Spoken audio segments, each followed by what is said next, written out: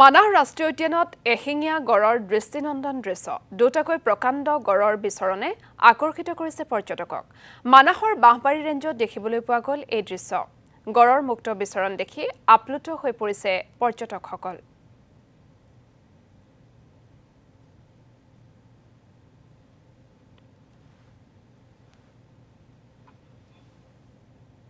বিশ্ব ঐতিহ্য ক্ষেত্ৰ মানাহ ৰাষ্ট্ৰীয় উদ্যান আসলতে বিভিন্ন জীৱ জন্তু আসলতে ৰাইজে প্ৰত্যক্ষ কৰা পৰিলক্ষিত হয় বিভিন্ন সময়ছোৱাত।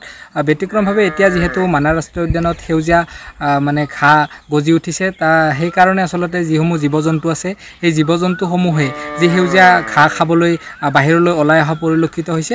আজি আমি প্ৰত্যক্ষ কৰি খুবেই আনন্দিত হৈছোঁ যে দুটাকৈ গড় আসলতে মানাহ ৰাষ্ট্ৰীয় উদ্যানৰ কাষতে এনেধৰণে আমি প্ৰত্যক্ষ কৰিছোঁ। সঁচাকৈ এটা সৌভাগ্যৰ দিন। মানাহত যিসমূহ দেশী বিদেশী পৰ্যটক আহে সেই পৰ্যটকসমূহে যি মনৰ আশা লৈ আসলতে মানাহত আহে জীৱ জন্তু চাবলৈ, তাক লৈ আসলতে সকলোৱে উৎসাহিত হৈ পৰিছে। মানাহত এনেধৰণে আসলতে যি জীৱ জন্তুৰ সংখ্যাও বৃদ্ধি পোৱা পৰিলক্ষিত হৈছে।